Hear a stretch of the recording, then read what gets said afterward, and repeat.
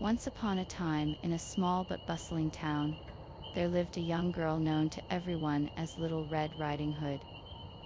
She was called this not just because of the red hoodie she always wore, but also because of her online persona, Red Hood Rocks, where she shared her adventures, fashion tips, and thoughts with her thousands of followers. One sunny afternoon, Red's mother called her into the kitchen. "Red," she said, handing her a sleek, insulated food container.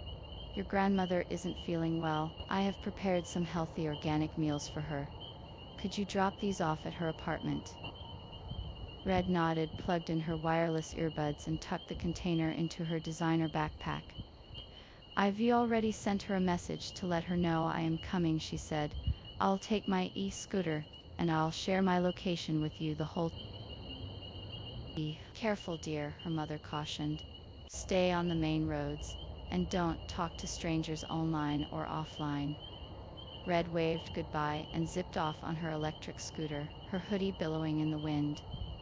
The streets were busy with people heading to work, but Red knew the route to her grandmother's apartment by heart. As she scooted along, her phone buzzed with a notification. It was a message from a username she didn't recognize, Wolfie. The message read, "Hey Red, saw you on the way to your grandma's. You sure you want to go through the park? There's a shortcut through the woods. Less traffic, much faster." Red frowned. She'd never heard of Wolfie, but she assumed it was someone from her school or a fan who recognized her from her posts. The idea of getting to grandma's faster was tempting. She stopped at a corner, looking at the lush green park to her right and the busier streets ahead. Deciding to take the advice, she turned into the park. It was quieter, and she could hear the birds chirping over the soft hum of her scooter. She posted a quick selfie with the caption, "Taking a shortcut through the park to Grandma's nature ride." Unbeknownst to Red, Wolfie was not just some harmless fan. The person behind the screen was a cunning hacker known as the Wolf, who specialized in tracking people through their social media posts. He already hacked into Grandma's smart home system and was waiting for Red to arrive. As Red approached the edge of the park, her phone buzzed again. This time, it was a notification from her grandma's smart home app. "Doors unlocked. Welcome, Red." Red was puzzled. Her grandmother usually kept her doors securely locked, especially when she wasn't feeling well. But she shrugged it off, thinking maybe Grandma had unlocked it remotely for her. When she arrived at her grandmother's apartment building, everything seemed normal. She took the elevator up and noticed the door to Grandma's apartment slightly ajar. Red pushed it open and called out, "Grandma, I am here." A voice from the bedroom responded, "Come in, dear."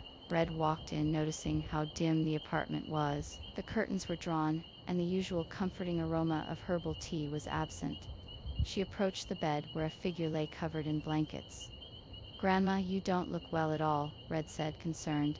The figure in the bed turned to face her, and Red gasped. It was not her grandmother at all, but the wolf wearing a hood that covered most of his face. "Why, Grandma," Red stammered, trying to stay calm. "What big eyes you have." "The better to see your location with, my dear," the wolf replied, tapping his smartwatch. "And what big ears you have." Red continued, slowly backing towards the door. "The better to hear your phone calls with, my dear," the wolf said with a sly grin. Red quickly typed a message on her phone to her mother. "Help, there is a stranger in Grandma's apartment." But as she pressed send, the wolf held up his phone, showing her that he had intercepted the message. "And what big teeth you have," Red whispered, trying to find a way out. "The better to hack your life with." The wolf laughed, stepping out of the bed. Just as he did, there was a loud bang from the apartment door.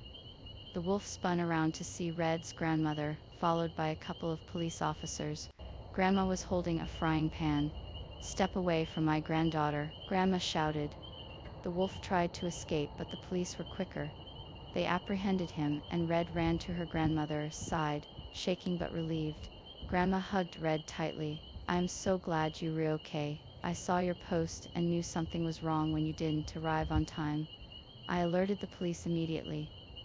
As the officers led the wolf away, Red looked at her grandmother. "I'm so sorry, Grandma. I shouldn't have trusted that message. I should have stuck to the main roads like Mom said. Grandma smiled. We all make mistakes, dear. The important thing is that you were safe. Now let's have some tea. It's time for a little break from social media. Red nodded, grateful for the lesson. As they sat down for tea, she realized that in the digital world, just like the real one, it was important to be cautious and always think twice before taking shortcuts, whether on the road or online.